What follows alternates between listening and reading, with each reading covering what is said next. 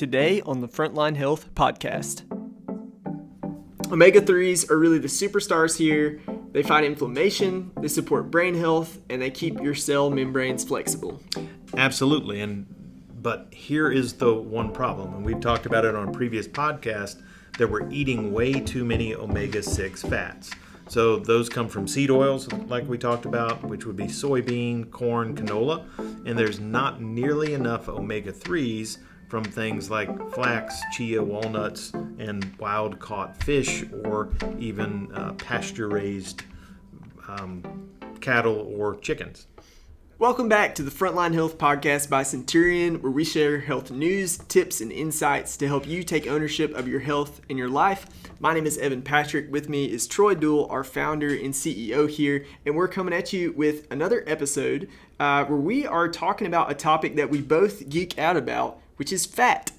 Oh, gotta love talking about a little bit of fat. We sure do. The nutrient has been wrongly blamed for everything from heart disease to weight gain. And today's episode is all about cutting through the fat, because we're cutting through decades of misinformation to give you the real deal on what fats actually do in your body. So to start with, what is fat, Troy? It's not just some passive blob that hangs out on your belly. It's a critical nutrient. Unfortunately, it is a passive blob that hangs out on a lot of people's bellies, but it is truly a critical nutrient. So your brain is actually 60% fat. So it is in every cell of your body. So it's got some fat-based membrane, and it helps you absorb the vitamins, to balance your hormones, and it also helps make food taste a little bit better, which is huge. But there are really three main types that we're going to talk about today. The first are saturated fats. Those are the ones found in butter, coconut oil, meat. Then you've got your monounsaturated fats. So that's olive oil, avocado, nuts. And then you've got your polyunsaturated fats, which are the essential ones like omega-3s and omega-6s. So I guess the trick is knowing which fats heal and which ones harm. So spoiler alert, we've already hinted at this. Fat is not the enemy, but some types of fat definitely are. And the worst is trans fats. These guys were created to extend shelf life, but what do they do inside of the body? Great question, but in summary, it's bad. It's not a good thing. So trans fats can make your blood really sticky. It can raise inflammation. It can disrupt your hormones and even your brain chemistry. And really, the worst part is it's kind of a really sneaky fat, if you think about it, when it comes to our diet. Right. So even products that are labeled with 0 grams of trans fat, we know can still have up to half a gram per serving, according to the FDA. And just check for partially hydrogenated oils on the ingredient list. That's really your red flag for this. Absolutely. And kind of the bottom line is there is no amount of trans fat that is safe. So toss the chips and the cookies that say 0 grams of trans fat, yet they still have on the label partially hydrogenated oils. So those partially hydrogenated oils are going to, if you toss those things, are definitely going to keep your brain and your arteries much happier. And, you know, it's interesting because the WHO, the World Health Organization, has guidelines on trans fat that says you should have less than 2 grams per day. And the FDA and USDA say that we should have no trans fats during a day. But understanding what you said, which is even with a half a gram, you can still say it's 0 grams of trans fat. Mm-hmm. So if you just eat 3 or 4 items that have 0 grams of trans fat but have that partially hydrated oils in it, then you're going to be at that 2 grams before you know it. So shifting gears, that's the bad fat, the trans fat. Let's talk about the essential fats. Omega-3s are really the superstars here. They fight inflammation, they support brain health, and they keep your cell membranes flexible. Absolutely. But here is the one problem, and we've talked about it on a previous podcast, that we're eating way too many omega-6 fats. So those come from seed oils, like we talked about, which would be soybean, corn, canola, and there's not nearly enough omega-3s from things like flax, chia, walnuts, and wild-caught fish, or even pasture-raised cattle or chickens. That's right. And one of the things that we talked about on that episode was that the ideal ratio of omega-6s to omega-3s is around 1 to 1. But instead, do you want to know what the average American's ratio is? 15 to 1 or even 40 to 1. That imbalance drives chronic inflammation, which is at the root of everything from heart disease to autoimmune conditions. So why are we so low in omega-3s, and what has really changed?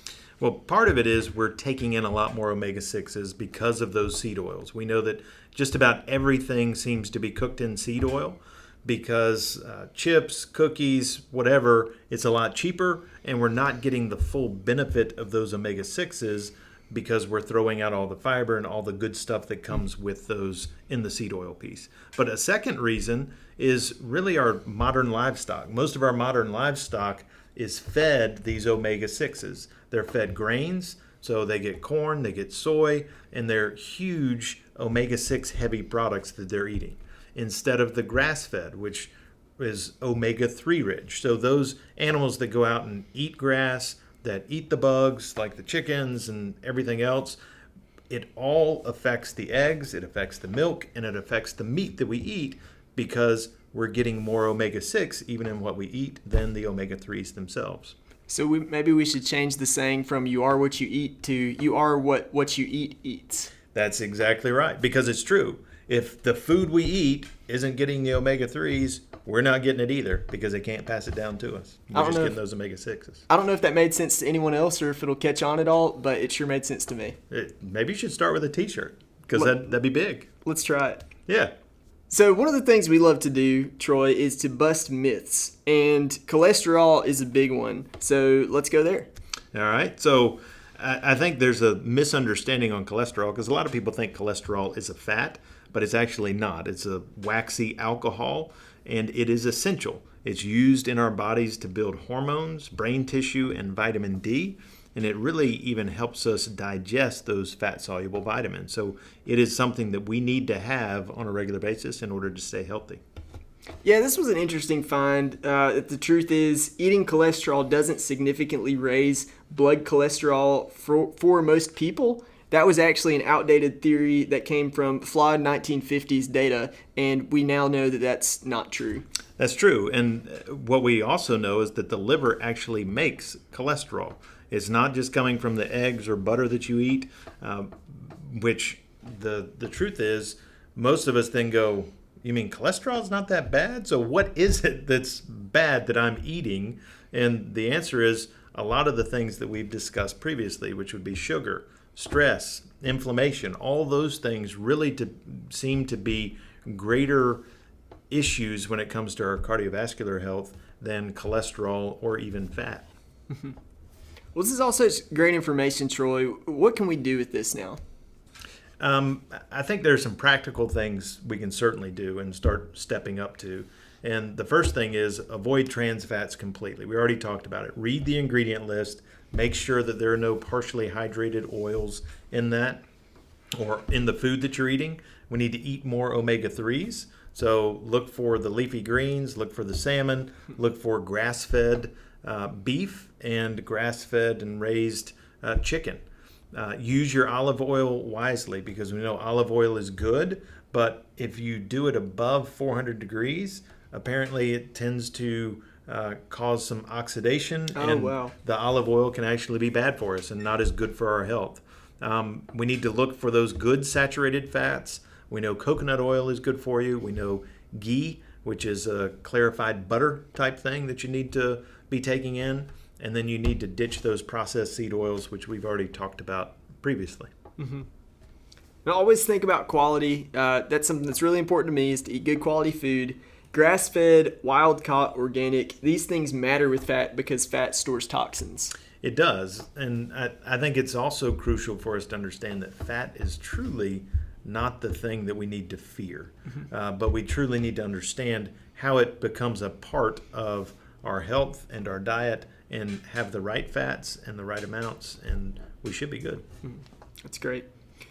We hope this episode helped you cut through the confusion and has empowered you to make smarter choices around fat. As always, eat with intention, stay curious, go out and take ownership of your health because you are your best health advocate. And tune in next time here on the Frontline Health Podcast. We'll see you then. If you enjoyed what you heard today on the podcast, please consider leaving us a review. We would love to hear your feedback and connect with you further. You can also follow us on Instagram, X, TikTok, and YouTube. And for safe, effective, and affordable health and wellness products made in the USA, visit www.centurion.health. Thanks for listening. We'll see you next time.